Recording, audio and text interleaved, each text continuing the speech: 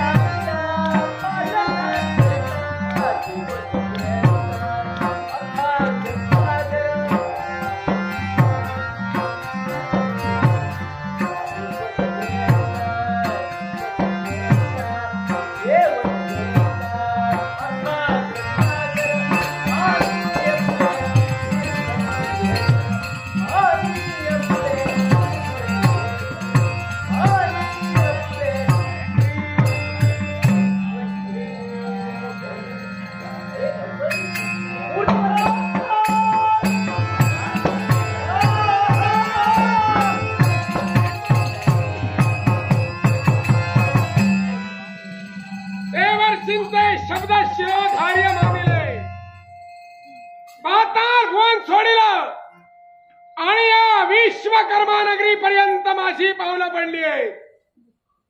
स्वतःच्या मनातील इप्सित साध्य करण्यासाठी म्हणून विश्वकर्मा नगरीत पहिलं पाऊल पडलंय. अर्थात प्रथमतः विश्वकर्माला नमस्कार आणि तदनंतर पुढील विचार. हे विश्वकर्मा, दैत्याधिपती कुंभोज तुमच्या पवित्र चरणी नतमस्तक होतोय. आम्हाला आशीर्वचन असावं. हे नरौकुल घोषणा आहे अखंड बाहुली मंगल साजवान. आश्चर्य वाटू लागलं. पाताळ भवन सोडिलं विश्वकर्मापुरीच्या दिशेने आपली पावले पडावी. दानवराज, आपण आमचे अतिथी आहात. अर्थात अतिथीचा आदरातिथ्य करणं आम्हाला क्रमप्राप्त आहे बसावं म्हटलं. हे श्वेतवस्त्र, मी तर बसण्यासाठी आलो नाही. म्हणजे माझ्या येण्याचा उद्देश एकच आहे. मी असं ऐकलंय की तुम्ही एक सौनंद नावाचा मुसळ बनविलेला आहात. त्या मुसळाची अलौकिकता थोर आहे आणि या विश्वाचा अधिपती होण्याचं स्वप्न पूर्ण होण्यासाठी आम्हाला त्या मुसळाची आवश्यकता आहे. क्षणावर शब्द आपल्या मुखवटे शब्द निघत आहेत. या त्रिभुवनाचा सम्राट होण्याची स्वप्न मुराद बाळगली. त्याने तुम्ही या सौंदर्य मुसाच्या प्राप्तीसाठी आपलं येणं आमच्यापर्यंत व्हावं. नाही दादाराज, हे सौंदर्य मुसळच नव्हे तर शंभू महादेवच्या हातीतला तो जगवान त्रिशूळ, वैकुंठीच्या नारळाच्या हाती असलं सुनाव सुदर्शन चक्र, देवेंद्राच्या हातीतला वाचिला नव्हे तर इतरत्री समस्त देवतांचे आयुधे आम्हीच बनविले आहेत. तद्वत हे सौनंद मुसळ सुद्धा आमच्या कर्मीच बनलं आहे. पण दादाराज, हे सौनंद मुसळ म्हणजे अखिल विश्वाची ठेवा आहे आणि ही विश्वाची ठेवा असल्या कारणाने हे दादाराज, हे मुसळ नाही आम्ही तुमच्या हाती सुपूर्द करू शकत. हे शिल्पी श्रेष्ठ, हे मुसळ जर का विश्वाची ठेव असेल तर आम्ही सुद्धा या विश्वाचे घटक आहोत आणि विश्वाचा घटक या नात्यानं हे मुसळ आमच्या हाती असणं गरजेचं आहे. पण दानवराज, आपल्याप्रमाणे या विश्वाच्या खाली अनेक घटक वावरत आहेत. मग प्रत्येक जण ही इच्छा व्यक्त करू लागला तर त्यांची इच्छा पूर्ण करणं आम्हासारख्या देवतेला शोभा देईल. देव हो, या विश्वातील प्रत्येक घटक जागृत असतो तसं नाही आणि ज्या ज्या वेळी या विश्वातील घटकाला ग्लानित्व येतं त्यावेळी त्याचं पालकत्व स्वीकारणारा माझ्यासारखा कुणीतरी महासमर्थ असायला हवाय आणि म्हणूनच या मुसळाची मी तुमच्याकडे मागणी करतोय. दानवराज, काय म्हणाला? हे विश्व ज्या ज्यावेळी झोपी जात त्या त्यावेळी या विश्वाचं पालकत्व स्वीकारणारा आपल्यासारखा रणधुरंधर, आपल्यासारखा बाहुबली या विश्वाच्या ठाई असायला हवाय आणि म्हणून मुसळ आपल्याला हवंय. नाही दानवराज, हे विश्व जर का झोपी गेलं असेल तर त्याचं पालकत्व स्वीकारण्यासाठी देवता खंबीर आहे. परंतु दानवराज, या विश्वाच्या ठाई जो जो भूपती म्हणून नटला आहे दोलपती आपला प्रियेच्या पालनासाठी स्वतःच्या पंचप्राणाची आहुती देतो. दानवराज, तो नक्की जागृत आहे. अर्थात हा आपला स्वार्थ बोलत आहे.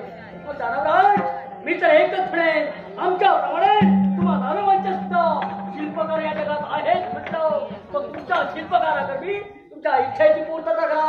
आम्ही देवतांचे शिल्पकार आहोत, तुमच्या इच्छेची पूर्तता नाही होऊ शकत. हे विश्वकर्मा, दानवांचा शिल्पी मयासूर, ज्याच्याकडून ही माझी इच्छा पूर्ण करून घ्या असं तुमचं म्हणणं आहे.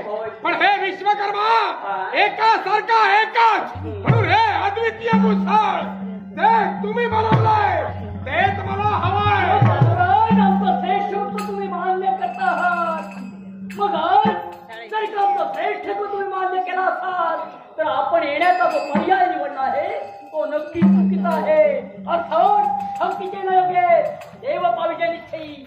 मग याच्यासाठी जाओ, महाभयंकर शिवभक्ती कराव, सकाळच्या कराव, देवतेला आत्मसात करण्यासाठी स्वतःला देवतेच्या हाती द्या. खाऊन म्हणतो आहे तपश्चर्या केल्यानंतर देवता प्रसन्न होईल, आपल्या इच्छेची पूर्तता होईल. त्याच्यासाठी जाओ, भक्तीसाठी प्रत्येकाचा इच्छित साध्य करून घेण्याचे मार्ग वेगवेगळे असतात. भक्ती करून जर का हे मुसळ मला प्राप्त होत असेल तर त्याच्यात माझा वेळ व्यर्थ वाया जाणार आहे आणि म्हणूनच मी भाऊ बळाला मंडित आहे की माझ्या बळाचा उपयोग करून